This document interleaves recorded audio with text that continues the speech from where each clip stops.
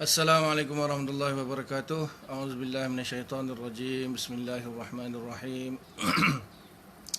Innal hamdalillah nasta'inuhu wa nastaghfiruhu wa nu'minu bihi wa natawakkalu alayh. Wa na'udzu billahi min shururi anfusina wa min sayyiati a'malina.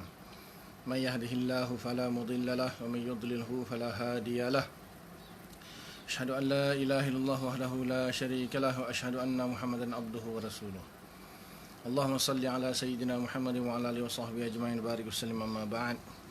Bismillahirrahmanirrahim. Wal 'asri innal insana lafi khusrin illa alladhina amanu wa 'amilus solihat wa tawasaw bil haqqi wa tawasaw bis sabr. Shadaqallahul 'azim. Waalaikumsalam warahmatullahi. Wa qala Rasulullah sallallahu alaihi wasallam man salaka tariqan yaltamisu fihi 'ilman sahalallahu lahu bihi tariqan ilal jannah. Atau kama qala sallallahu alaihi wasallam. Alhamdulillah, syukur kita kepada Allah Subhanahu Wa Taala kerana masih lagi diberi kesempatan untuk kita meluangkan masa kita untuk kita meneruskan menyambung pengajian akidah kita berpandukan kitab Kifayatul Awam, insya-Allah. Dan sebelum kita mulakan, sama-sama kita baca ummul kita Al-Fatihah. A'udzubillahi minasyaitonirrajim. Bismillahirrahmanirrahim. Alhamdulillahirabbil alamin arrahmanir rahim maliki yaumiddin iyyaka na'budu wa iyyaka nasta'in ihdinas siratal mustaqim siratal ladzina an'amta 'alaihim ghairil maghdubi 'alaihim waladdallin amin. Waalaikumsalam warahmatullahi.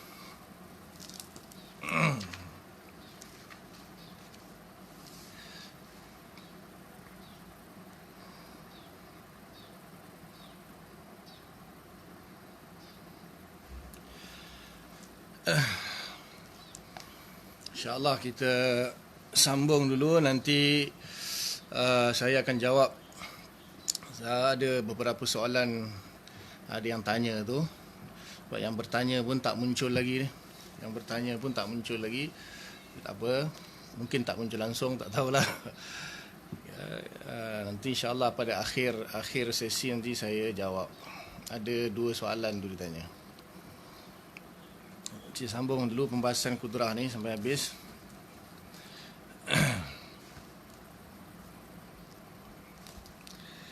Masih lagi dalam pembahasan sifat kudrah bersama ta'alluq ni lah. Bismillahirrahmanirrahim. Jadi semalam musannaf menjelaskan tentang ta'alluq suluhi qadim dan ta'alluq tanjizi hadis. Jadi ta'alluq tanjizi hadis itu mengadakan yang tiada dan mentiadakan yang ada. Kemudian musannaf kata ta'alluq ni ta'alluq hakiki. Kemudian disambung walaha ta'alluqun majaziyun. Sebagai sifat kudrah itu ada ta'alluq majazi. Dia hakiki dengan majazi, tahu Jadi hakiki itu benda yang hakiki, benda yang hakikat lah, benda yang wujud, benda yang dimaksudkan pada awalul wad'i. Itu benda hakiki. Adapun benda yang majazi ni banyaklah dia ada. Biasanya lafaz. Disebabkan kepada lafaz-lafaz yang majazi yang menunjukkan suatu makna. Suatu lafaz yang diletakkan untuk menunjukkan pada suatu makna, bukan pada wad'ul awal, daripada wad'ul sani ataupun sebagainya, ataupun isti'mal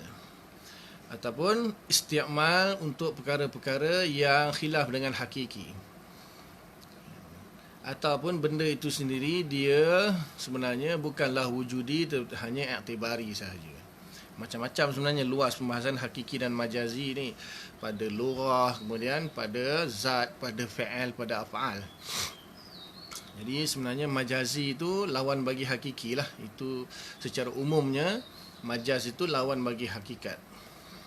Umumnya. Secara khusus kena perinci lah, pada lafaz ke, pada zat ke, pada sifat ke, atau pada af'al yang majazi. Jadi di sini dia bagi namanya ada 2 ta'alluq, satu ta'alluq hakiki, satu ta'alluq majazi. Ta'alluq hakiki itu ialah ta'alluq suluhi qadim dengan tanjizi hadis. Ini ta'alluq yang hakiki. Kemudian di sini dia kata bagi kudrah juga ada ta'alluq majazi. Wa huwa ta'alluquha bil mawjud ba'da wujudihi wa qabla adamihi. Okey, yang pertama dia kata ta'alluq yang pertama bagi ta'alluq majazi ialah berta'alluqnya sifat kudrah setelah wujudnya benda yang mawjud itu dan sebelum adamnya benda yang mawjud. Jadi bila Allah Ta'ala ciptakan kita, maka ketika kita tiada, kemudian Allah Ta'ala menciptakan kita, maka kita pun ada. Jadi ketika kita ada, maka sebelum kita ditiadakan nanti, maksudnya sebelum kita dimatikan, kita sekarang ada. Sekarang ni, adakah sekarang ini kita berta'alluq, ataupun sebaliknya lah, adakah kudrah Allah berta'alluq dengan kita sekarang ni? Jadi dia hanya ijad. Ijad itu kan kalau bil fa'al, ijad tu daripada tak ada, dia adakan. Jadi sekarang dah ada ni. Bila sekarang dah ada, masihkah kudrah Allah itu berta'alluq? Masihkah berta'alluq? Sebenarnya persoalan dia panjang, tetapi di sini yang dia nak sampaikan itu yang ringkas saja, iaitu bila Allah Ta'ala sudah mengadakan kita sekarang ni, adakah ta'alluq kudrah itu masih ditanjiskan kepada kita, ataupun sudah tidak ada ta'alluq lagi. Kemudian nanti ketika kita nak mati, baru Allah Ta'ala tanjiskan kudrah dia untuk meniadakan kita atau mematikan kita. Jadi di sini dia kata ada ta'alluq kudrah, masih ada ta'alluq tersebut, tetapi dia bagi ta'alluq itu ta'alluq majazi. Ta'alluq majazi. Tapi di sini ada iskal, ada iskal. Ada iskal iaitu wallahu khalaqakum wama ta'malun. Nanti ada ayat Quran mengatakan Allah lah yang menciptakan kamu dan menciptakan apa yang kamu kerjakan. Jadi semenjak manusia itu diwujudkan, pastilah pada manusia itu ada perbuatan. Sekarang ni pun saya sedang bercakap, tuan-tuan sedang mendengar, saya sedang duduk, kan, mata saya sedang memandang, telinga saya sedang mendengar, tangan saya sedang bergerak, mulut saya sedang bergerak. Jadi perbuatan tu. Jadi masih lagi ada ta'alluq kudrah itu, bukan majazi, hakiki. Sebab setiap perbuatan kita itu Allah Ta'ala yang menciptakan. Dah baca kan apa, dah kita dah terangkan dalam wahdaniyah fil af'al itu, tidak ada fa'il tidak ada fa'il melainkan Allah saja. Jadi yang perbuatan yang terjadi pada kita ini kan dipanggil majazi, dipanggil kasab saja. Af'al yang majazi ataupun kasab ataupun hasil bil masdari. Masdarnya itu perbuatan Allah Ta'ala, iaitu menciptakan perbuatan kita. Jadi setiap perbuatan kita itu Allah Ta'ala menciptakan. Bukan Allah Ta'ala menciptakan kita wujud, lepas tu biar je kita, lepas tu nak mati baru Allah Ta'ala tanjiskan balik kudrah dia, baru tiadakan kita, matikan kita. Dah, sekarang ni pun Allah Ta'ala masih lagi mentanjiskan sifat kudrah dia kepada kita dalam bentuk menciptakan. Sekejap lagi kita tadi buat apa, sekarang ni kita buat apa. Setiap saat, hampir setiap saat tu kita berbuat sesuatu. Manusia tu dia selagi dia tak mati, selagi tu dia buat segala perbuatan. Jadi tak mungkin dia Allah Ta'ala tanjiskan sifat kudrah, lepas tu Allah Ta'ala tak tanjiskan. Lepas tu dah nak mati baru tanjiskan, matikan dia. Lepas tu biar. Antara dia wujud dengan nak mati tu, itu namanya ta'alluq qabdah ataupun majazi. Itu ada iskal di situ. Ada iskal. Sebenarnya sentiasa Allah Ta'ala sentiasa menta'alluqkan, mentanjiskan sifat kudrah dia, sebab setiap perbuatan kita tu Allah yang cipta. Allah yang cipta. Jadi ada iskal di sini. Dia kata ta'alluq qabdah. Ta'alluq qabdah. Maka bolehlah kita kata ta'alluq qabdah ataupun ta'alluq majazi itu hanya untuk juz'un minal af'al saja, ataupun juz'un minal mawjudat saja. Boleh kata macam itulah. Maknanya dari segi kita ni kekal hidup, di situ ta'alluq dia qabdah, ta'alluq majazi yang namanya qabdah. Dari segi tu je kita ni kekal wujud sebelum mati. Tetapi dari segi perbuatan-perbuatan yang kita buat, maksudnya juzuk-juzuk perbuatan, juzuk-juzuk perbuatan yang kita buat, maka itu siapa yang buat? Kita buat ke Allah buat? Kalau Allah yang buat, maka Allah buat guna apa? Mestilah Allah Ta'ala tanjiskan sifat kudrah dia, mewujudkan setiap perbuatan. Kulla yaumin huwa fi sya'an, dalam surah Ar-Rahman. Ulama katakan Allah Ta'ala, tapi bukan ibtidaan, tapi ibdaan. Bukan ibtidaan tetapi ibdaan. Mulakan dia punya perbuatan, tetapi mengibda'kan maksudnya mengizharkan perbuatan. Tanjis itu kan sifat, ta'aluk sifat kita dah bahas, dia amrun i'tibari. Amrun i'tibari bukan wujudi. Jadi bila dia bukan wujudi, maka dia boleh wujud, boleh tajaddud, berubah-ubah, boleh berubah-ubah, boleh tagayyur. Sebab apa? Dia amrun i'tibari. Bila amrun i'tibari, walaupun dinisbahkan kepada Allah, maka dia bukanlah bererti qiyamul hawadis pada zat dan sifat Allah Ta'ala. Tidak. Sebab tu pendapat yang mengatakan bahawa ta'alluq itu adalah amrun i'tibari. Ta'alluq itu adalah amrun Allah, tanjizi sifat kudrah, itu sama. Dan dia merupakan, semua itu merupakan amrun i'tibari. Assalamualaikum. Dia terputus sekejap internet tak ada. Allah Ta'ala telah memutuskan tanjizi hadis bagi line internet sekejap. Sebab tu dia tak ada line. Allah Ta'ala memutuskan tanjizi hadis sifat kudrah dia, sebab tu tiba-tiba line putus. Itu sebab dalam zahir je line internet ni, tetapi Allah Ta'ala sebenarnya yang mentanjizkan. Jadi Allah tarik sekejap tanjiz dia, terus line tak ada. Kehendak Allah buat macam mana?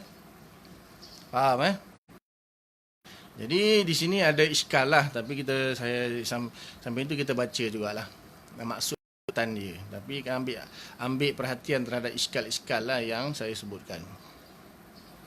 Kata'alluqiha bina ba'da wujudina wa qabla adamina yusamma ta'alluq qabdah. Juga seperti ta'alluqnya sifat kudrah ba'da wujudina.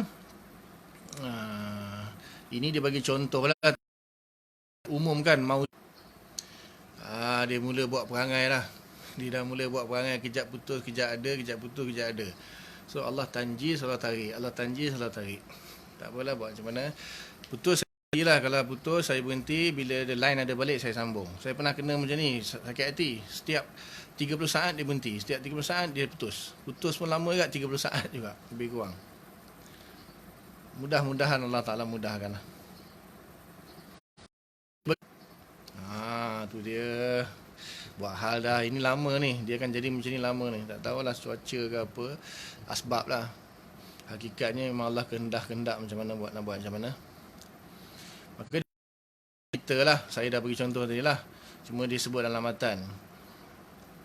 Qabla adamina maksudnya sebelum kita matilah, dan dinamakan ta'alluq itu ta'alluq qabdah. Sebab Allah menggenggam kita, mengekalkan kita punya kewujudan itu. Sebab dia takkan nak ijad lagi. Kita dah ijad, nak ijad lagi tahsilul hasil. Kalau nak idam, matilah kita. Ni antara ijad qabdah, maksudnya mengekalkan kewujudan. Bimakna annal mawjuda fi qabdatil qudrah insya-Allah taala abqahu ala wujudihi wa insya'a biha. Dengan makna lagi dia bagi, sesungguhnya benda yang maujud itu Ta'ala. Jika Allah kendaki, Allah kekalkan atas kewujudannya, dan jika Allah kendaki, Allah akan mematikannya atau meniadakannya. Wa kata'alluqiha bil ma'dum, begitu juga dengan hubungan ta'alluq kudrah itu dengan perkara yang ma'dum, qabla an yuridallahu ta'ala wujudahu, sebelum Allah menghendaki akan kewujudannya. Jadi sama juga sebaliknya, kalau benda itu tiada. Bila benda itu tiada, adakah di situ ta'alluq sifat kudrah kepada perkara yang makdum? Ini yang ada persoalan banyak ni. Ta'alluq dengan benda yang makdum ini memang ada khilaf panjang di sisi ulama kita. Cuma di setiap satu sifat itu diperinci atau tidak dengan perkara yang makdum. Nanti iradah, lepas tu ilmu, kalam dan sebagainya. Bertakluk atau tidak dengan perkara yang makdum. Ini agak kacau sikit. Jadi di sini dia kata ada ta'alluq dengan perkara yang makdum, akan kewujudannya kata'alluqiha bi Zaidin fi zaman tufan fa huwa ta'alluq, iaitu ta'alluqnya kudrah Allah ketika Zaid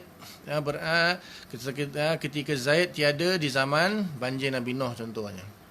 Kita pun samalah, kita di zaman banjir Nabi Nuh kita pun tak ada kan. Adakah kudrah Allah bertakluk dengan tiadanya kita? Makdum. Kita kan makdum masa tu. Kita tiada ketika itu. Masa kudrah kepada tiadanya kita itu. Di sini dia kata, itulah namanya ta'aluk qabdah. Maknanya Allah Ta'ala mengekalkan ketiadaan kita. Allah Ta'ala mengekalkan ketiadaan kita. Dipanggil ta'aluk qabdah juga. Bimakna annal ma'duma fi qabdatil qudrati insyaallah ta'ala abqahu ala adamihi wa insya'a akhrajahu minal adam ilal wujud. Dengan makna sesungguhnya makdum itu pada genggaman kudrah Allah Ta'ala. Jika Allah kehendaki, Allah kekalkan ketiadaannya, dan jika Allah kehendaki, Allah keluarkan dia daripada tiada kepada ada. Allah wujudkan dia lah kalau Allah kehendaki. Kata'aluqiha bina ba'da mautina. Begitu juga seperti ta'aluk sifat kudrah dengan kita setelah kita mati. Setelah kita mati ni pun kita tak mati sebenarnya kan. Kita berpindah alam. Maksud yang mati itu jasad. Jasad kita yang mati. Roh kita masih hidup. Maksudnya berpisahlah roh dan jasad berpisah. Nanti sebelum Allah Ta'ala bangkitkan kita semula. Di padang mahsyar nanti kan. Di situ ada iskal lagi. Maknanya ta'aluk kepada roh tu maksudnya roh wujud. Roh kita masih wujud, maknanya qabdah wujud. Qabdah kepada mawujud. Yang matinya, yang adamnya adalah jasad kita. Jasad kita pun nak kata adam pun tidak, dia hancur kan. Dalam kubur ada tapi hancur. Iktibar, iaitu hidup tu satu iktibar kan. Maknanya kita hidup. Antara roh dengan jasad, bergabungan kita antara roh dan jasad tu kita hidup. Iktibar saja. Yang wujudnya adalah roh kita dan jasad kita. Kemudian sifat hayah itu, kalau ikutkan dikeskan kepada sifat ma'ani Allah, sifat hayah itu hidup, ada, tapi nanti di antara roh dan jasad kedua-duanya. Tetapi bila kita mati, mana dicabutnya, pisahkan roh kita dengan jasad, roh masih hidup. Jasad kita maknanya ditumpukan di sini kepada jasad lah. Maksudnya tidak ada hidup pada jasad. Maknanya jasad itu hidupnya Adam. Dia tak hidup seolah-olah Adam tak ada. Tapi kalau pada roh masih lagi wujud. Itu kan ada iskal juga tu.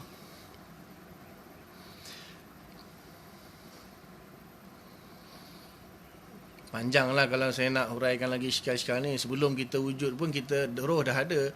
Jasad belum ada. Roh dah ada di alam arwah kan. Sebelum wujudnya alam kita diwujudkan dalam bentuk roh tu, yang ketika itu kita memang Adam hakiki.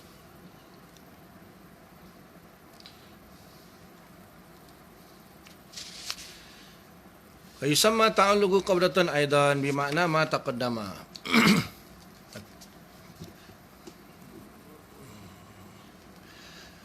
Tu dia yang bertanya pun dah muncul. Dia sini lughah itu kan al-lafzu ma dalla 'alal ma'na. Ma dalla 'alal ma'na. Jadi dia ada perbahasan kalau kita mengaji usul fiqh dalalatul alfaz. Kalau kita mengaji dalam bab usul fiqh dalalatul alfaz, dia ada 3 bab. Yang pertama al-wad'u, yang kedua isti'mal, yang ketiga al-hamlu. Al-wad'u, al-isti'mal, al-hamlu. Jadi lafaz itu madalla 'alal makna. Jadi wad'ul wadi' ala makna muayyan. Jadi ada orang dia ada khilaf lagi sebelum tu, panjang pembahasan. Adakah al-wadi' itu Allah atau wadi' itu manusia? Ada ulama khilaf di sini, ada yang kata Allah, ada yang kata manusia, ada yang kata sebahagian Allah, sebahagian manusia. Jadi orang yang meletakkan lafaz itu terpulang kepada dia nak mengistikmal, menghamalkan makna atas maksud apa. Terpulang kepada orang yang melafazkan. Kemudian alhamlu itu bergantung kepada sami'. Bergantung kepada sami'. Sami' dia dengar, dia faham ke tidak? Dia hamalkan pemahaman itu atas pemahaman apa? Alhamlu nama dia. Sebab tu kita belajar lurah, maknanya al-wad'u istimal dengan hamlu. Ulama khilaf di sini. Tak semestinya kita mesti kena sebut macam tu. Tak ada, terpulang kepada orang yang melafazkan. Yang kedua bergantung kepada orang yang mendengar. Maqasidul lafzi biniyatil lafiz. Maksud daripada satu lafaz itu niat kepada orang yang menggunakan lafaz tersebut, orang yang melafazkan lafaz tersebut. Jadi dia mengistikmal lafaz itu mungkin berbeza dengan wada' dia. Wada' kadang berbeza dengan istikmal, istikmal berbeza dengan wada', kemudian masuk kepada alhamlu, alhamlu minas sami' pun berbeza lagi. Jadi tak payahlah kata boleh tak kita guna perkataan tu mesti macam ni. Tak semesti, nanti saya bahas per kata, per tahu nanti saya bahas apa permasalahan dia. Akhir-akhir nanti insya-Allah. Saya faham macam mana, tuan-tuan faham macam mana, itu terpulang. Itu terpulang. Baca bab, mengaji bab al-wad'u, al-hamlu dan isti'mal.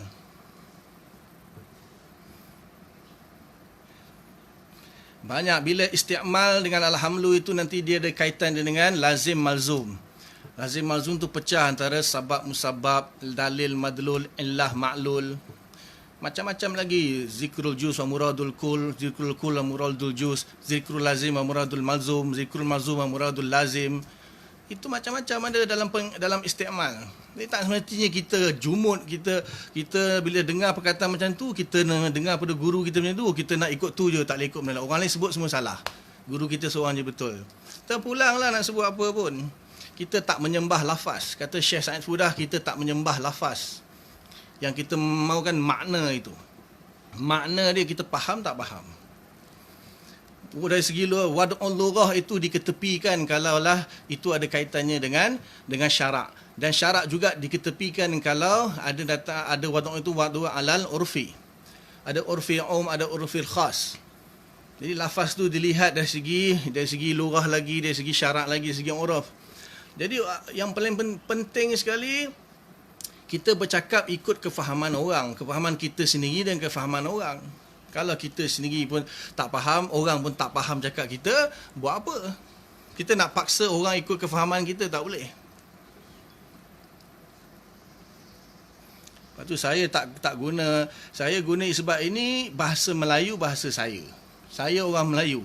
Dan saya orang Melayu yang daripada negeri mana, dan saya biasa menggunakan perkataan tu macam mana. Tak kira lah wad'ul lafzi itu dengan makna yang hakikinya menurut lughawi atau menurut syar'i, menurut urfi itu apa, terpulang pada saya. Istikmal lafaz tu untuk makna apa, terpulang kat saya lah. Bukan saya saja, terpulang kepada semua orang. Terpulang kepada semua orang, dia nak menghamalkan lafaz itu alal wada'il hakiki ataupun alal istikmal, terpulang kepada dia. Yang penting faham. Sayyidina Ali kata, kallimin nas biqadri uqulihim. Kallimin nasa biqadri uqulihim. Cakap dengan manusia itu berkadar dengan dia punya akal dia. Kita belajar tinggi-tinggi, belajar pondok, belajar universiti, belajar madrasah, kita nak gunakan bahasa itu dekat orang awam. Orang pun pening, apa benda ni dia sebut. Kallimin nas biqadri uqulihim ayuhibbu an yukadziballahu wa rasulah. Apa kau mahu Allah Ta'ala dan Rasulnya didustakan? Orang tak faham, orang anggap lain, apa tu orang macam-macam.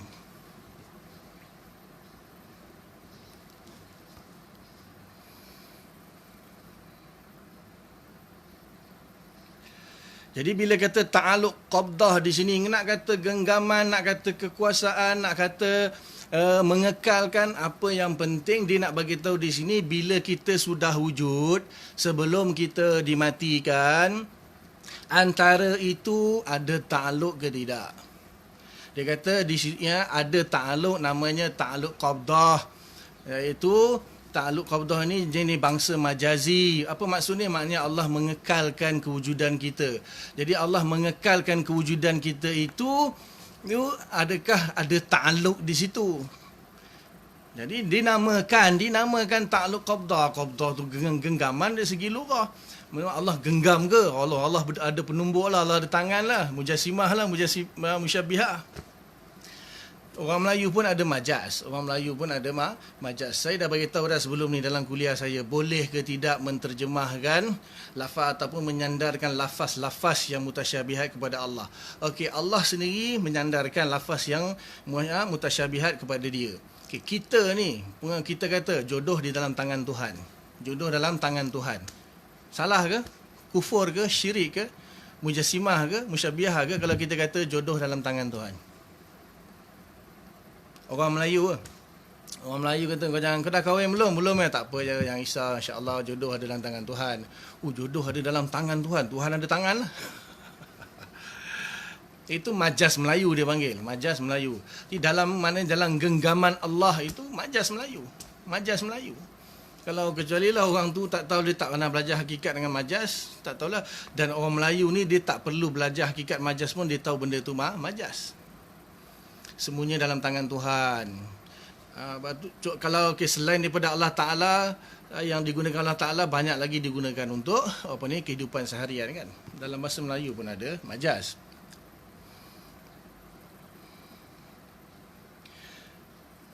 Kalau nak ikutkan memang makna dia pun tak betul.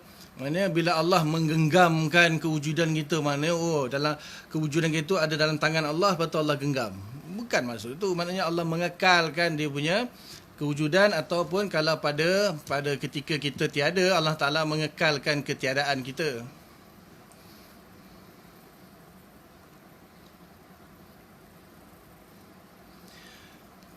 Okey, kemudian dia berkata falaha sab'u ta'alluqatin.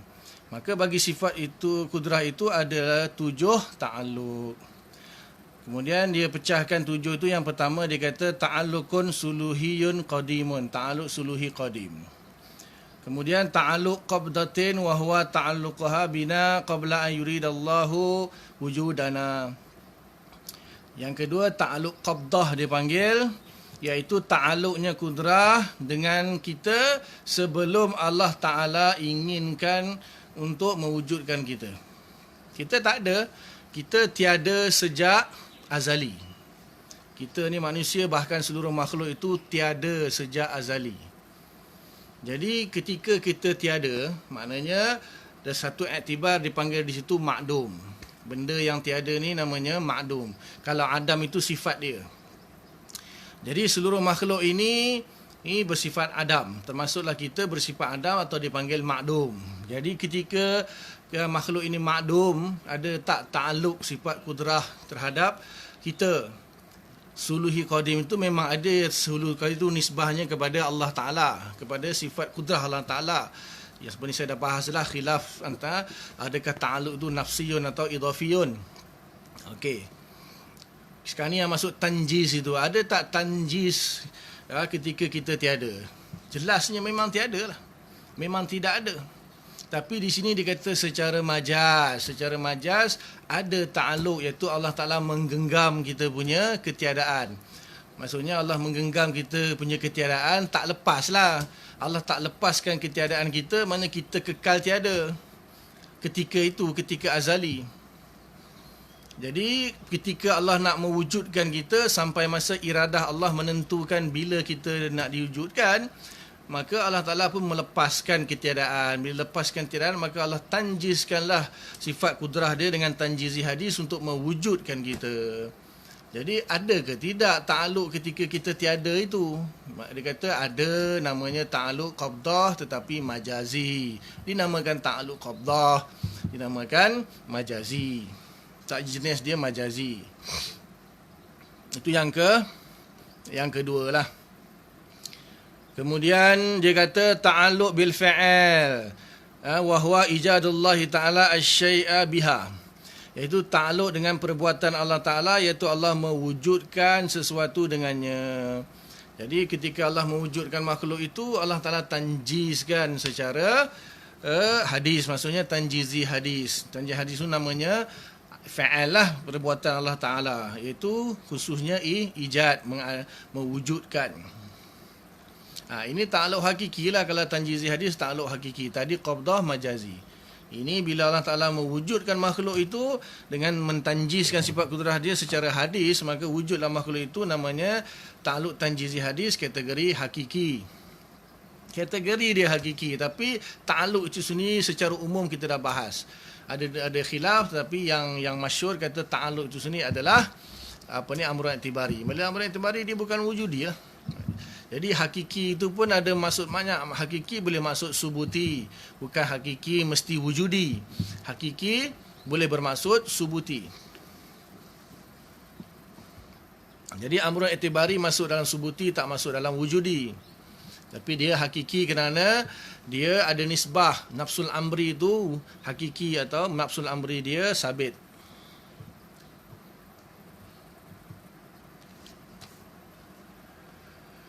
Wa ta'alluqu qabdatin wa huwa ta'alluqa bi syai'in ba'da wujudihi qabla an yuridallahu adamahu.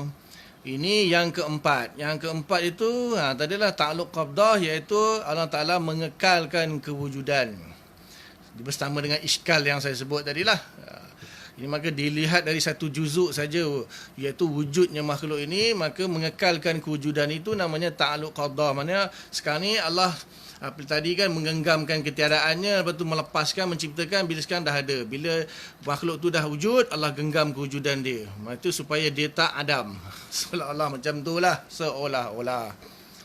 Jangan jadi Wahabi ya. Allah ada tangan. Allah ada genggaman.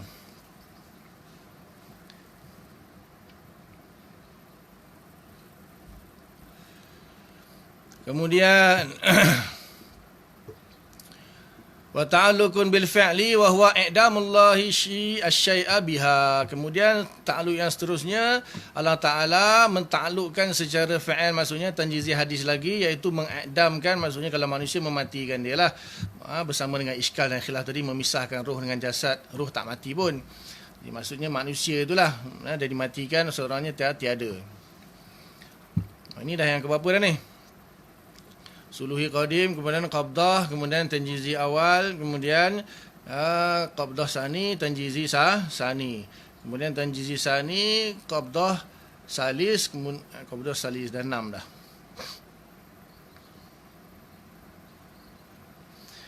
Wa ta'alluqu qabdatin ba'da adamihi wa qabla al-ba'si, ini yang ke-6, iaitu qabdah yang ketiga. Qabdah yang ketiga. Ta'alluq qabdah ba'da adamihi wa qabla al-ba'si. Sebelum Allah Ta'ala bangkitkan di padang mahsyar, maka itu namanya ta'alluq qabdah majazi. Wa ta'alluqu bil fa'il wa huwa ijadullah lana yaumul ba'si, iaitu ta'alluq secara tanjizi hadis bil fa'il, maknanya Allah Ta'ala mewujudkan kita pada hari kebangkitan. Lakinna ta'alluqul hakiki min zalika ta'alluqani wa huwa ijadullah biha wa i'damuhu biha. Jadi di sini dalam kesemua ta'aluk yang disusun tadi, disebut sini 7, cuma dia tak sebut qabdah yang seterusnya, dia tak sebut kan. Dia tak sebut qabdah yang seterusnya. Qabdah yang maksudnya ketika Allah Ta'ala bangkitkan kita di padang mahsyar, ada tak ta'aluk qabdah di situ? Mestilah ada. Kalau ikutkan, dikiaskan kepada Allah wujudkan kita di bumi, ada qabdahnya. Kemudian Allah Ta'ala wujudkan kita di padang mahsyar pun mestilah ada qabdahnya. Kalau dikiaskan, maka akan jadilah 8 di sini. Akan jadilah 8 termasuk suluhi qadim. Tapi tak apalah, dia tak sebut qabdah ketika kita dibangkitkan di padang mahsyar. Tak apa, tak ada masalah tu. Dan di sini dia anggap 7, cuma dia beritahu yang hakiki hanyalah ta'aluk ijad dan i'dam sahaja. Ijad dan i'dam. Maka ijad itu berapa kali? Ijad 2 kali lah.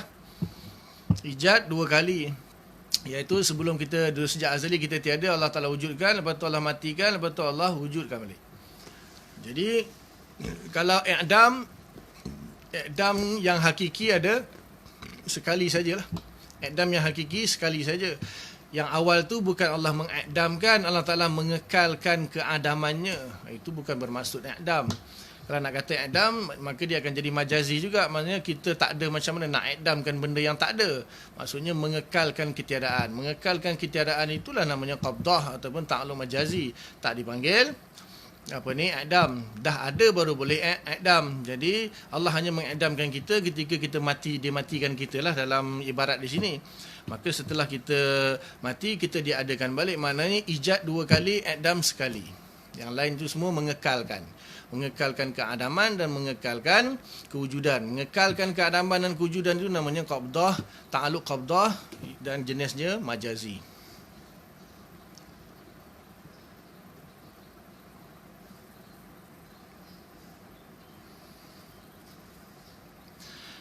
Wahaza ala tafsili, dan keterangan ini semua ni adalah satu perincian keterangan secara terperinci lah mengenai ta'alluq tadi. Wa ammal ijmali falaha ta'alluqani kama huwa sya'i' ta'alluqun suluhi wa ta'alluqun tanjizi.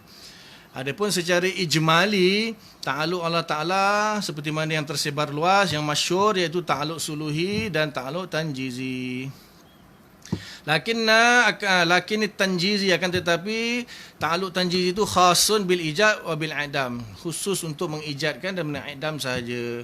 Wa amma ta'alluqul qabdah fala yusafu bitanjizi, tidak disifati dengan tanjizi, wala bisuluhi qadim, dan tidak juga disifati dengan suluhi. Tidak juga ta'alluq qabdah itu, maka dia bukan kategori tanjizi, dia bukan kategori suluhi. Dia hanya qabdah saja. Dia hanya qabdah dan dia majaz. Wa ma taqaddama anna hadha ta'alluqu bil wujud wa bil adam wa huwa ra'yul jumhur.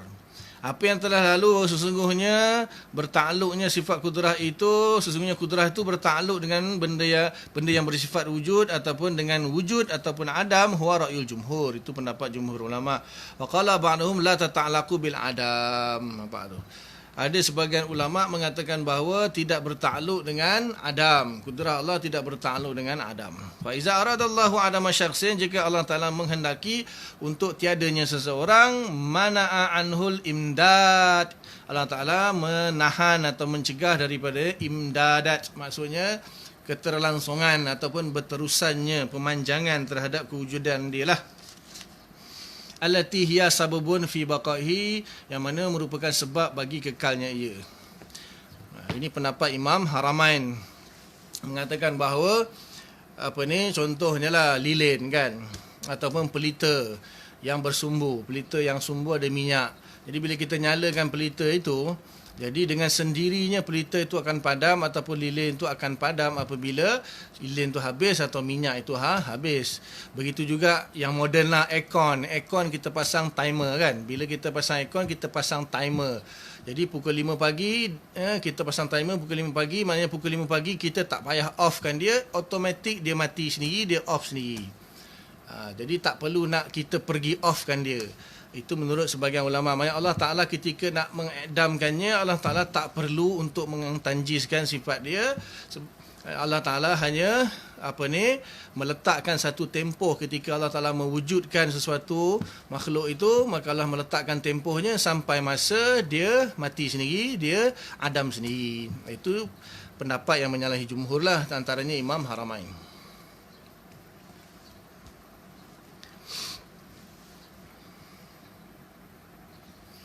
Okey, as-sifatus saminah masuk iradah. Okey. Jadi kita berhenti di situ dulu, kita sambung jawab soalan. Ada orang tanya semalam, dia kata sebelum alam ini wujud, Allah bersalahan dengan siapa? Saya tak tahu apa tujuan dia soalan tu, nak menguji ke atau bertanya. Kalau soalan nak bertanya, dia akan sebelum Allah Ta'ala, sebelum alam ini wujud, adakah Allah tu bersalahan? Adakah Allah bersalahan dengan apa-apa? Ini dia siap tanya ni dengan siapa? Maknanya dia dah belajar, dia dah tahu, lepas tu dia tengok nak uji kita tahu ke tak tahu. Okey, saya jawab jangan marahlah kalau saya jawab. Soalan itu batil. Soalan itu batil. Kita dalam laisa kamislihi syai', ulama dalalah yang ulama ambil daripada situ ialah laisa kamitsli syai', maknanya laisa syai'un mislallah. Laisa syai'un mislallah, tidak ada syai' yang serupa dengan Allah. Saya dah bagi tahu dah, dengar kuliah saya daripada awal. Ni jenis lompat-lompat tengah-tengah ni.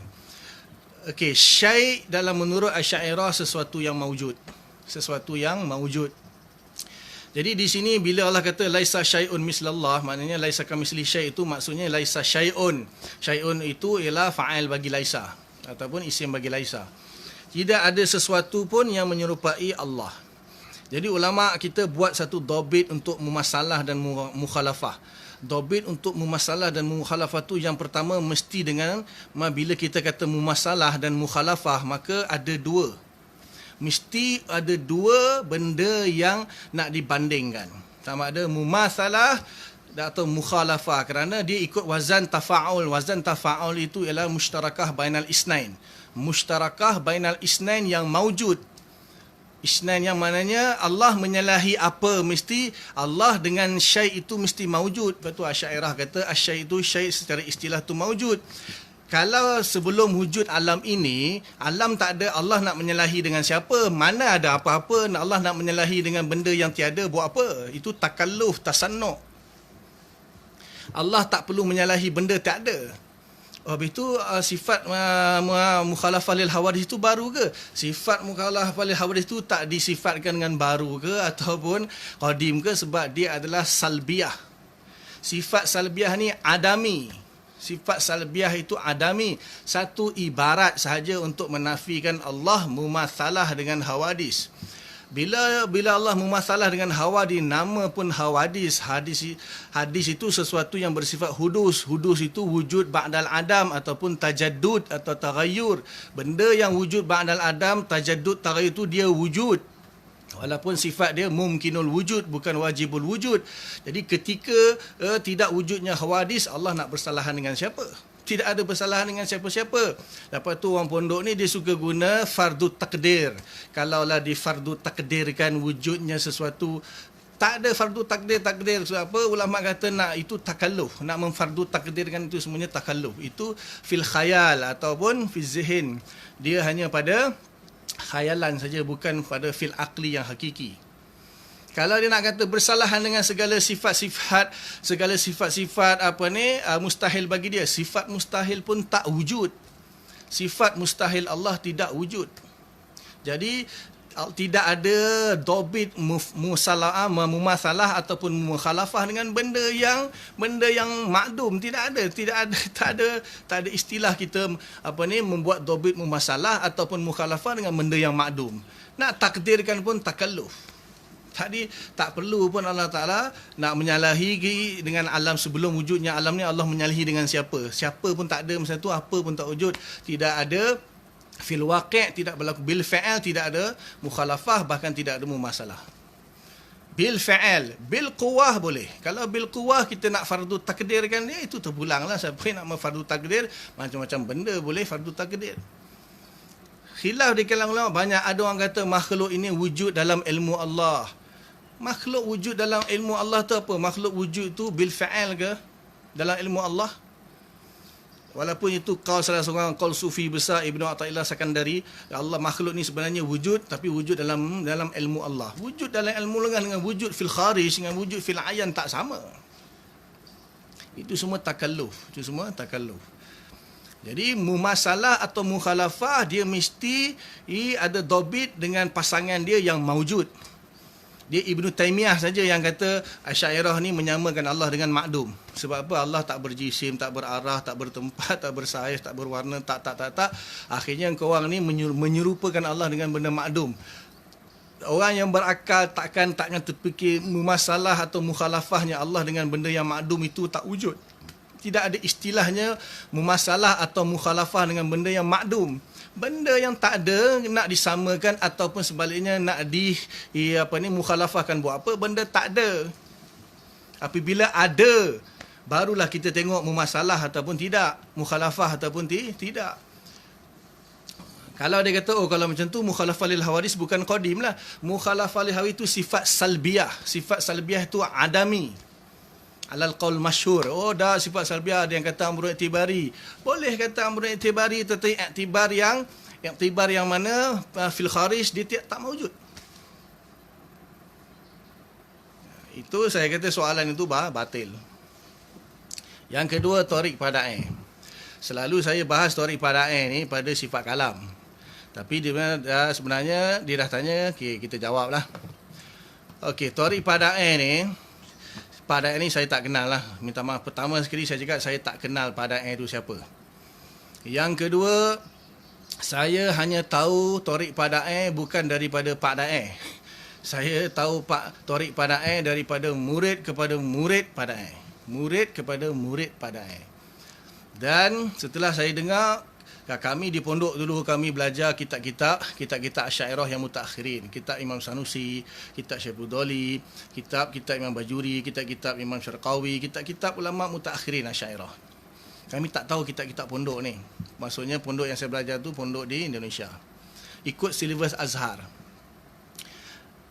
Jadi bila munculnya tiba-tiba ada satu orang tu dia kontak saya. Dia kata ditanya tentang masalah sifat kalam pecah empat. Saya salam terkejut juga kalam pecah empat. Lepas tu dia kata ada satu orang yang diceritakan orang yang alim hebat. Ya, sini saya tak nak cerita pasal alim hebat ke apa tu, saya tak tahu, saya tak kenal Padai. Orang kata dia alim, dia hebat. Okeylah, tak apa, tak ada masalah. Orang alim hebat lah. Tapi bukan semua orang alim hebat tu dia mesti betul. Dia mesti tak buat salah. Alim hebat itu Imam Haramain pun tolak. Qaul dia ditolak. Ada orang lebih hebat daripada Imam Haramain ke dalam Asy'ariyah? Imam Haramain punya qaul pun ditolak. Isbatkan hal ditolak. Banyak pendapat Imam Haramain ditolak. Tapi Imam Haramain, jangan main-main Imam Haramain. Mana ada orang dapat gelaran Imam Haramain. Imam Ghazali, Hujjatul Islam pun ada pendapat dia ditolak. Apalagi kalau Padai. Tapi orang-orang yang nak ikut Torik Padai, ya silakan. Okey, bila saya dapat tahu dia kata kalam pecah empat, lepas tu menterjemahkan sifat makni dengan pe. Jadi, perkuasa, perkehendak, pertahu, perhidup, perdengar, perlihat dan perkata. Terkejut juga saya. Okey, yang pertama, adakah bahasa perkataan pe itu, imbuhan pe dikenakan kepada Baqarah Hamani. Lepas tu baru dia orang kata dalam Baqarah ada, saya baca Baqarah saja, tetapi sebenarnya yang menghuraikan lebih tu bukannya Baqarah Hamani. Anak murid dia yang mensyarahkan kitab Baqarah tu dan kitab-kitab yang lain-lain, nama dia saya tak ingat. Satu dia orang bagi saya satu suruh baca. Okey, sekarang ni yang pertama sekali saya tanya, apa yang disebut oleh Padai ini, mana dia punya sumber rujukan daripada Asy'ariyah? Okey, saya cerita dulu satu-satu. Dia katalah maknanya kena terjemahkan pada pe. Tapi bila saya rasa semua orang Melayu terkejutlah bila dengar pe kata perkuasa, sebab apa? Bahasa itu tak digunakan. Bahasa itu tak digunakan oleh orang Melayu. Lepas tu sampai tahap ada beberapa ustaz pula yang mengatakan kalau kamu terjemahkan kudrah berkuasa, salah. Tu dia. Terjemah kalau sifat kudrah terjemah berkuasa, salah kata dia. Yang betul perkuasa bukan berkuasa, salah. Jadi, sebelum saya buat kesimpulan, saya cerita dia punya wakil dulu. Jadi, datanglah Ustaz Nik Nizamuddin, Ustaz Delanggar, terkenal, datang rumah saya sampai 2 kali bincang. Jadi, saya tak terus terima bulat-bulat. Dia bagi kitab dia yang dikarang Rod Padai tu. Okey, saya bincang dengan kawan saya, Ustaz Raja, Ustaz Alif, Ustaz ramai lagi lah, Ustaz-Ustaz yang kami kawan-kawan yang mengajar ilmu akidah ni. Bincang-bincang, kita panggil Ustaz Delanggar cerita. Dia bagilah buku-buku apa semua kan. Baca, kami tak tahu kitab-kitab pondok ni, tak pernah belajar kitab pondok. Kami belajar kitab Asy'ariyah je, yang betul-betul Asy'ariyah lah. Jadi, terkejut juga sebab kalau benda ni ada dalam Asy'ariyah, dah tentulah ada. Saya bukan nak cakap besar lah. Semua kitab Asy'ariyah yang dicetak setakat ni lah. Saya kata 70% saya ada. 70% kitab Asy'ariyah saya korek satu-satu, cari satu-satu, saya buka sifat kalam, tanya mana dia ni, kalam bahagi 4, kemudian cari-cari, ada yang saya jumpa lah beberapa macam sifat ma'ani itu, ya, bukan bermakna masdari tapi bermakna ismi, itu kemudian saya bahas lagi. Jadi kami dah bincang-bincang. Jadi macam tak berapa dengar satu pihak daripada Ustaz Delanggar ni, saya rasa macam kami lah, macam tak berapa puas hati, betul ke kan? Maka akhirnya kami pun cari macam mana kita nak tahu yang sebenarnya Padai punya kaul ni sebenarnya macam mana. Betul ke seperti mana yang didakwa oleh Ustaz Delanggar ni. Dia bagilah bukti dia, kitab-kitab apa semua. Memang ada lah apa yang dia cakap tu. Tapi kita masih tak puas hati lagi. Mungkin boleh jadi ada salah faham ke. Okay, akhirnya dapat buat pertemuan dengan Babeli Sekam.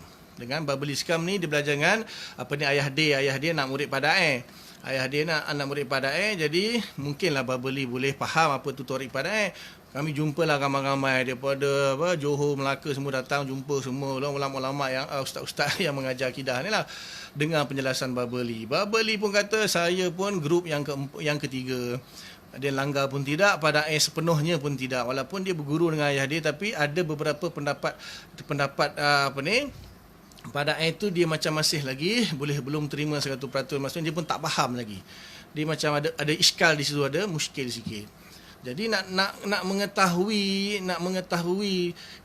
torik sebenar Pak Dae itu pun kami pun dah tersangkut, dah dapat tahu sikit je. Dia beritahulah setakat yang dia belajar dengan ayah dia macam ni. Tu yang bila kami tanya soalan macam ni, so maksud dia begini ke mana, tak tahu. Okey, terpaksa cari lagi. Lepas tu adalah ustaz seorang, Ustaz Rashid daripada Melaka, dia pun cerita juga, tapi masih lagi belum jelas lagi.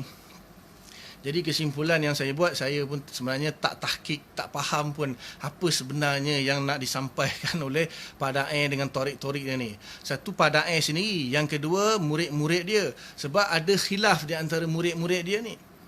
Maknanya murid-murid yang menceritakan qaul Pak Dae ni pun khilaf, ada yang kata macam ni, ada yang kata macam ni, ada yang kata macam tu. Tak tahu. Lepas tu soalan yang paling mudah, saya kata tolong bagi sumber rujukan. Tengok Pak Dae ni dia buat macam tu, rujuk je kepada kitab mana Asy'ariyah, kami nak baca, nak faham kan, nak tengok. Sampai sekarang tunggu tak ada lagi. Kalau ada silakanlah tunjukkan. Sampai sekarang kami tunggu mana dia, apa yang tarik Pak Dae ni punya sumber tu di mana. Ada yang kata Imam Dawani punya, dia ambil Dawani, ada pada Hasyiah Amir. Saya baca jugalah Hasyiah Amir pun semua, saya tengok ada, tapi masih lagi belum betul-betul 100% menjelaskan tarik Pak Dae tu, dengan khilaf di antara anak murid Pak Dae punya cerita tu. Wallahu alam, saya pun tak tahu. Jadi sekarang ni apa yang saya tahu, saya dengar pula Ustaz Muhazir Haji Jul pula pun kata tak boleh terjemah pakai berkuasa, salah, mesti kata perkuasa. Dah sudah lagi seorang pula dah datang menyebarkan tarik Pak Dae. Tak ada masalah, tapi sekarang ni saya nak tanya, orang awam tahu ke apa? Orang awam tahu ke tidak apa tu apa dia? Sebab tu kita menggunakan bahasa kita. Ini bahasa kita, bahasa tu kepunyaan kita. Bahasa Melayu, saya tak tahulah kalau bahasa Melayu Patani, bahasa Melayu Patani ke, tak tahu lah daerah mana pada itu, saya tak tahu Patani ke atau apa ke nama Melayu Thailand lah, selatan Thailand tu kan orang Melayu juga. So Melayu sana dengan Melayu sini lain lah kot, biasalah tu. Kedah dah, orang Kedah dengan orang Kelantan pun dah lain lah, orang Penang dengan orang Melaka pun dah lain lah, masing-masing ada bahasa masing-masing. Ini lagi Melayu Patani ke, Melayu Indonesia ke lain. Jadi Melayu kami tak tahu apa perkata apa tu tak ada. Tak tahu. Ini dari segi istiqmal. Okey, dari segi tengok kenapa Pak Dae menterjemahkan per. Okey, saya jelaskan. Kalau kita tengok, ini agak ilmiah sikitlah. Qudrah. Al-qudratu, kemudian al-iradatu, kemudian al-ilmu, kemudian al-hayatu, kemudian as-sam'u, al-basaru, al-kalamu. Okey. Kalau dari segi lafaz, semua lafaz itu adalah lafaz berbentuk masdar. Berbentuk masdar ataupun isim masdar. Ini kalau orang yang belajar nahwu lah. Ada yang berbentuk masdar, ada yang berbentuk isim masdar. Okey. Makna pada masdar ni kita tahu kalau kita belajar nahwu, masdar ini madalla alal hadas. Madalla alal fa'il atau madalla alal hadas. Hadas itu lebih umum daripada fa'il lah. Madalla alal fa'il boleh atau madalla alal hadas. Kalau kita tarkib ni, alima ya'lamu ilman. Betul? Alima ya'lamu ilman. Jadi arada yuridu iradatan. Jadi itu adalah masdar. Lafaz, dari segi lafaz dia adalah masdar. Jadi masdar ni madalla alal hadas, dan ulama sepakat hadas ini amrun i'tibari. Hadas ini bukan benda yang wujudi. Masdar adalah amrun i'tibari, bukan wujudi, kerana dia dalla alal hadas, dan hadas itu atau fa'il itu sendiri adalah amrun i'tibari. Jadi kalau kita belajar dalam sifat ma'ani, kita kata sifat ma'ani itu ialah sifat yang makna yang wujud, yang subut, yang qaim bizat. Jadi sifat ma'ani itu wujudi, kudrah itu wujudi, iradah itu wujudi, kemudian ilmu dan seterusnya adalah wujudi. Tapi maka kalau kita menghamalkan kudrah itu dengan makna masdari ataupun isim masdari, mana dia akan menjadi kepada amrun i'tibari, tidak wujud, maka tanakut. Maka di situlah para kata bukan para kata itu ada dalam Hasyiah Amir tu pun ada. Hasyiah Amir ala Ithaful Murid, syarah Jawharatul Tauhid anak daripada Ibrahim Laqani, Syekh Ibrahim Laqani di karang Matan Jawrah semua tahulah. Kemudian anak dia buat syarah namanya Ithaful Murid Abdul Salam. Kemudian Imam Amir, Hasyiah Amir buat Hasyiah ala Ithaful Murid. Dalam tu disebut, tetapi masalahnya yang dia sebut itu tidak pada sifat ma'ani secara keseluruhan. Dia hanya yang saya baca disebut pada sifat iradah saja. Saya dah highlight dengan dia. Dia hanya sebut kepada sifat iradah. Iradah di sini bil ma'nal ismi la bi ma'nal masdari. Kenapa dia tak sebut kepada keseluruhan sifat ma'ani? Itu pun fihi nazar. Fihi nazar. Maksudnya perlu dikaji lagi. Sepatutnya daripada awal lagi dia mengatakan bahawa kesemua sifat ma'ani ini adalah alal ma'nal ismi lal masdari. Kerana masdari itu amrun i'tibari, bukan wujudi, sedangkan sifat ma'ani itu semuanya wujudi. Tapi dia sebut itu hanya pada sifat iradah. Sebab apa? Dalam iradah ini ada khilaf. Ada setengah ulama kita menafikan iradah sebagai sifat. Sebahagian ulama kita menafikan iradah sebagai sifat, termasuklah Ibnu Arabi pun tolak iradah sebagai sifat. Iradah itu adalah fa'il, perbuatan. Sebab Allah Ta'ala tak pernah sebut iradah di dalam Quran. Allah Ta'ala sebut iza arada syai'an fa'alul lima yurid wa ma tasha'una illa an yasha Allah ma sya Allah. Semua dalam bentuk fa'il. Allah Ta'ala tak pernah sebut dalam bentuk masdar, dalam bentuk sifat. Jadi menurut sebagian ulama iradah itu adalah fa'il, perbuatan, bukan sifat. Tetapi mungkin Imam dalam Hasyiah Amir itu Imam Amir nak beritahu bahawa iradah yang dimaksudkan adalah iradah yang dalam bentuk ismi, bukan masdari. Maka bukan semata-mata perbuatan, iradah juga sesuatu sifat yang wujudi. Jadi dikiaskan kepada situ, mungkinlah kita terima salamna bahawa semua sifat ma'ani itu memang wujudi, maka tidak boleh menghamalkan kepada makna masdari, kena menghamalkan kepada makna ismi. Kerana apa? Menurut Pak Dae, makna ismi ataupun menurut Hasyiah Amir itu, ismi itu benda yang wujudi. Maka di sini kalau ikut makna ismi, adakah isim itu wujudi atau tidak? Itu pun fihi nazar. Kembali kepada isim itu musamma ke bukan? Adakah isim itu musamma? Maka kena faham pembahasan isim musamma tasmiyah. Jadi adakah isim itu musamma atau ghairu musamma? Itu khilaf. Ada yang kata isim itu musamma, ada yang kata isim itu ghairu musamma, ada yang kata isim itu musamma pun bukan, ghairu musamma pun bukan. Ada yang kata tengok dulu isim yang mewakili kulli ke juz'i. Kalau isim yang mewakili kulli maka dia ghairu musamma. Kalau isim yang mewakili kepada juz'i dia musamma. Ada yang kata juz'i pun tak boleh, dia kena mutasyakhis bitta'yin. Mutasyakhis bitta'yin barulah dia wujudi. Datang mutaakhirin kata okey selang macam inilah, isim kalau bi'tibaril lafzi dia ghairu musamma, tapi kalau bi'tibaril madlul dia musamma. Faham? Ismi itu sendiri pun dah khilaf sekarang ni.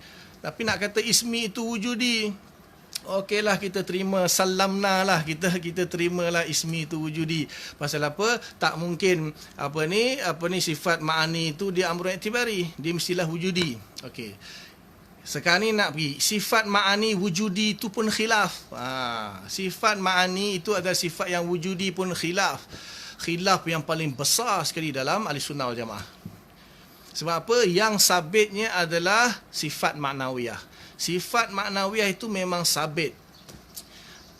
Kalau siapa yang mengajar akidah dia faham. Siapa yang menafikan sifat ma'nawiyah, kaunuhu qadiran, kaunuhu muridan, maknanya Allah Ta'ala itu qadir, murid, alim, sami', basir. Siapa yang menafikan, kafir. Kerana itu sabit dalam Quran. Sifat maknawiyah dia panggil. Guna sifat musyabahah bermakna isim fa'il. Allah tu qadir ataupun qadir, ataupun murid, ataupun alim, atau alim, ataupun basir, ataupun sami', ataupun mutakallim. Sabit dalam Al-Quran. Siapa nafi kufur. Tetapi siapa menafikan sifat ma'ani tak kufur. Siapa nafikan sifat ma'ani seperti Mu'tazilah tak kufur. Jadi Imam Fakhruddin Ar-Razi mengatakan bahawa sifat ma'ani itu, saya dah sebut sebenarnya tentang bab ta'alluq kan. Apabila Imam Abdul Hasan Syari mengatakan bahawa ta'alluq itu adalah nafsus sifat. Ta'alluq itu adalah nafsu sifat. Jadi kalau memandang kepada ta'alluq itu sendiri, ta'alluq itu amrun i'tibari, maka sifat pun amrun i'tibari. Sifat ma'ani pun amrun i'tibari. Maknanya Allah Ta'ala yang berkuasa. Bila Allah Ta'ala mewujudkan benda, maka itu namanya kudrah. I'tibar itu namanya kudrah. Allah meniadakan sesuatu, i'tibar itu namanya kudrah. Nisbah Allah mewujudkan itu namanya kudrah. Allah mengetahui sesuatu, nisbahnya namanya ilmu. Itu menurut Imam Fakhr Razi, walaupun dirad oleh ulama Syairah. Sebab apa? Dia faham ilmu sifat ma'ani itu adalah ta'alluq itu sendiri. Ni nak cerita khilaf di kalangan Asy'ariyah. Jadi sifat ma'ani itu sendiri adalah khilaf, dia wujudi ke ataupun i'tibari. Memanglah jumhur Asy'ariyah kata sifat ma'ani itu wujudi. Tetapi bukan tak ada yang mengatakan dia i'tibari. Imam Fakhr Razi bukan ulama kecil. Orang yang nak rad Imam Fakhr Razi pun tak setanding dengan Imam Fakhr Razi. Ibnu Tilimsani, kemudian Ibnu Arafah, semuanya itu bukanlah setanding dengan Imam Fakhr Razi pun nak rad dia. Dia ada pandangan dia sendiri. Jadi Syekh Said Budah kata orang nak rad Imam Fakhr Razi pun dia punya tahap pun tak sampai tahap Imam Fakhr Razi, mujaddid guru yang ke-6. Imam Ibn Taymiyah pun ambil ilmu daripada Fakhr Razi. Jadi itu pendapat Imam Fakhr Razi, sifat ma'ani bukan wujudi, dia nisbi, dia idafi. Ada kaul. Jadi sifat ma'ani wujudi itu pun khilaf. Jadi itu pembahasan secara ilmiah. Oleh kesimpulan dia, oleh kerana sifat ma'ani itu wujudi, maka tidak boleh kita mengatakan kudrah, iradah, ilmu, hayah sama pasal itu adalah makna masdari, kerana makna kena bubuh bagi makna ismi. Bila makna ismi, berarti dia menunjukkan sifat itu wujudi. Tapi saya dah beritahukan ismi itu pun khilaf, adakah ismi itu musamma atau ghairu musamma. Kalau ismi itu ghairu musamma, tak guna pun kita katakan sifat ma'ani itu adalah ismi, kerana isim ambil pendapat kata ghairu musamma, ataupun ambil pendapat mutaakhirin kata min haisul lafzi, dilihat pada lafaz dia ghairu musamma, tapi min haisul madlul dia itu, kerana lafaz itu madalla alal makna, jadi makna itu madlul bagi lafaz. Makna lafaz itu madalla alal makna, sesuatu yang menunjukkan kepada suatu makna. Jadi makna bagi lafaz itu adalah madlul bagi lafaz tersebut. Maka kalau bi'tibaril madlul, maka isim itu dia musamma. Kalau bi'tibaril dalil ataupun lafaz, dia bukan musamma. Sekarang ni kita okeylah, terimalah bermakna ismi, maknanya dilihat kepada madlul dia. Boleh terimalah. Okey, disebabkan itulah dia, kerana makna dia sifat makna itu wujudi, kena diterjemahkan bagi dia jadi supaya itu menunjukkan, mungkinlah, saya tak tahulah kenapa mesti kena terjemahkan kerana kalau terjemahkan berkuasa berarti tak wujud. Terjemahkan mengetahui tak wujud. Terjemahkan kepada melihat tak wujud. Berkata-kata tak wujud. Yang itu berarti apa? Nak kata dia wujud, kena guna Kalau kata tahu, semua, itu wujudi. Masalah yang pertama, dalam bahasa Melayu tak pakai benda tu. Kalau Melayu Thailand, Melayu nak pakai, silakan pakai. Saya Melayu, saya tak pakai benda tu. Jadi, itu menunjukkan bahawa sebenarnya bahasa kita pun tak cukup untuk menterjemahkan bahasa Arab. Timbul lagi persoalan, kalau benda tu dahlah wujudi, bukan i'tibari, kenapa Allah Ta'ala sendiri guna, kenapa ulama' sendiri guna benda tu? Kalaulah kudrah itu memang zahirnya nampak makna masdari atau isim masdar, kenapa ulama' guna? Bolehlah nama lain bagi nampak dia wujudi. Kenapa tak guna lafaz lain supaya dia nampak wujudi? Kenapa bahasa Melayu pula yang nak kena paksa menunjukkan, buat satu perkataan menunjukkan dia wujudi? Kenapa orang ulama sendiri tak menggunakan satu lafaz yang menunjukkan sifat makna itu wujudi? Kenapa? Saya tak tahulah, jawablah orang yang torik-torik pada ini, tolong jawablah. Jadi kita lagi satu, tadi saya dah guna bahas tentang al-wad'u, al-hamlu dengan isti'mal. Jadi kita kata dalam isti'mal kadang-kadang kita sebut lazim muradun malzum, sebut malzum muradul lazim, sebut juzuk murad kul, sebut kul murad juzuk, sebut sebab murad musabbab, sebut musabab murad asbab. Bila kita kata kudrah itu berkuasa, maka lazim berkuasa itu lazim bagi kudrah. Sebab tu Allah Ta'ala kaunuhu qadiran. Kaunuhu qadiran tu kan maha berkuasa. Jadi Allah Ta'ala tu maha berkuasa. Sebab apa dia maha berkuasa? Sebab dia ada kuasa. Okey, timbul lagi persoalan. Okey, nak tanya sekarang ni, adakah kerana Allah Ta'ala itu dia berkuasa sebab tu dia ada kuasa, ataupun kerana dia ada kuasa sebab tu dia maha berkuasa? Contoh yang lain, oleh kerana Allah Ta'ala itu boleh mendengar sebab tu dia ada sifat sama, atau kerana dia ada sifat sama dia boleh mendengar? Mana satu dulu? Sedangkan dalam Al-Quran semuanya sebut semua sifat maknawiyah. Jadi ulama bahas sifat maknawiyah ini lazim bagi sifat ma'ani, ataupun sifat ma'ani ini lazim bagi sifat maknawiyah. Yang mana satu dulu? Kalau bi'tibaril warid atau bi'tibaril naqal, yang naqal yang lebih masyhur itu sifat maknawiyah. Sifat ma'ani ni kan saya dah beritahu istiqaq saja. Ulama istiqaq kan, kalau Allah zat tu qadir mestilah ada kudrah. Jadi sekarang ni kudrah melazimi maknawiyah ke atau maknawiyah melazimi kudrah? Mana yang dulu? Itu satu yang tiba lagi. Okey, kenapa menafikan sifat ma'ani tak kufur, menafikan sifat maknawiyah kufur? Kalau kudrah itu asal, qadir itu lazim bagi dia, ilmu itu asal, dan alim itu adalah lazim bagi dia, kenapa menafikan yang lazim itu kufur, menafikan malzum tak kufur? Kalau menafikan malzum lazim kufur, mesti menafikan malzum pun kufur. Jawab lah. Itu persoalan-persoalan yang saya tak tahulah. Kalau ada orang yang betul-betul faham Tariq Pandai, sila terangkanlah benda ni. Jadi kita hanya orang, kita tak ada masalah sebelum ni. Orang kata Allah Ta'ala ada sifat kudrah iaitu Allah Maha Kuasa. Tak ada masalah kita nak sebut. Okay, kecuali kalau kita nak terangkan, kita kata sebenarnya lafaz kudrah itu tidak memberi makna Allah Ta'ala berkuasa. Kalau dilihat dari segi makna bahasanya, makna istilahnya, kudrah itu lebih sesuai dengan kita mengatakan sebuah sifat yang wujud. Tetapi bahasa Melayu tidak ada perkataan yang digunakan untuk menentukannya, maka kita buatlah satu perkataan, kita tambah imbuhan pe supaya dapat membezakan antara makna masdari dan makna ismi. Jadilah pe. Walaupun orang Melayu tak gunakan, tak apalah, secara istilahi lah. Kata Tariq urfi khas Pak Dae. Kan saya katakan bahasa itu ada lafaz dari segi lughawi, syar'i dan istilah urfi. Urfi ada am, ada khas. Maka menurut uraf khas Padai, lafaz perkata itu menunjukkan sifat ma'ani yang wujudi, yang ismi, yang bukan masdari. Okay. Katalah macam tu. Orang Melayu semua kudrah berkuasa, tak ada masalah. Isti'mal lazim, bila ada kudrah mesti berkuasa. Menyebut lazim, murad malzum, tak ada masalah. Menyebut malzum, murad lazim, tak ada masalah. Isti'mal, siapa nak marah?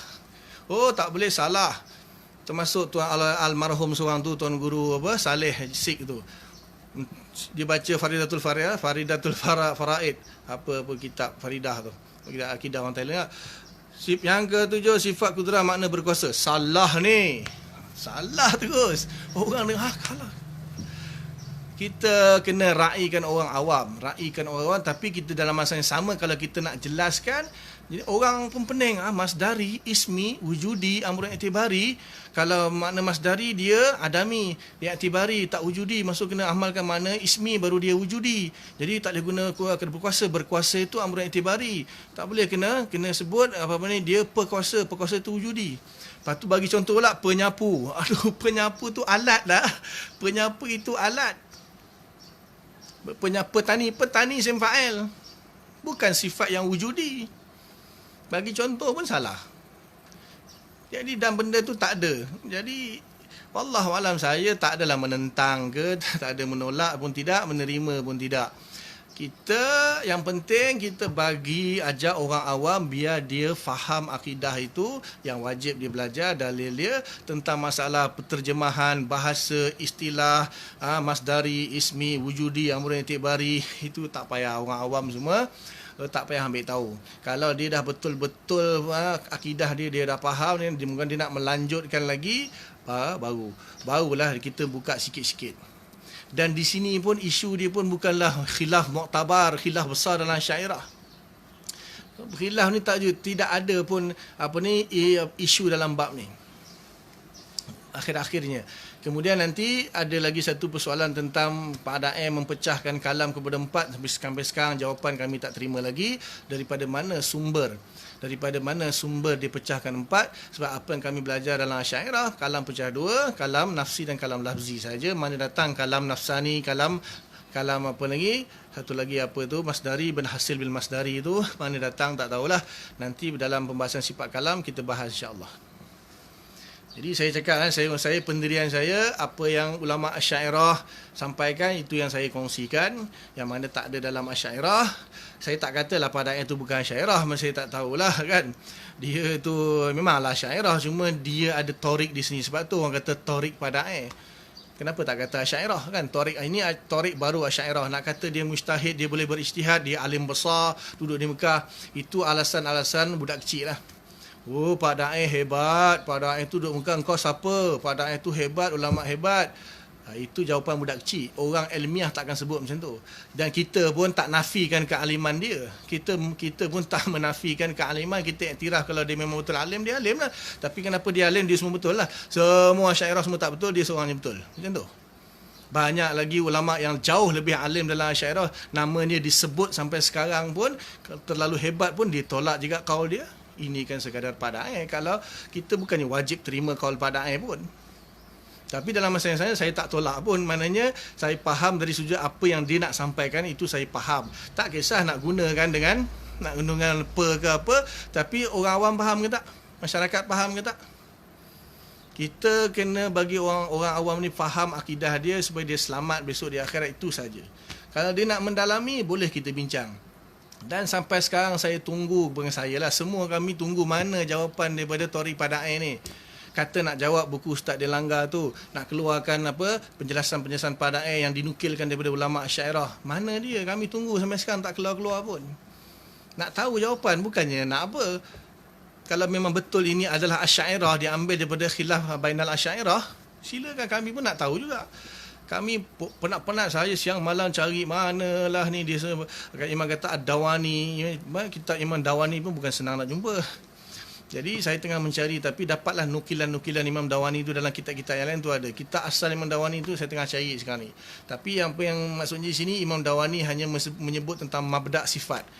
Tentang itu pun ada khilaf lagi, saya tak nak bahas tu panjang juga. Adakah sifat itu merupakan mabda'? Sifat itu merupakan mabda' itu satu pembahasan lagi. Wallahu alam.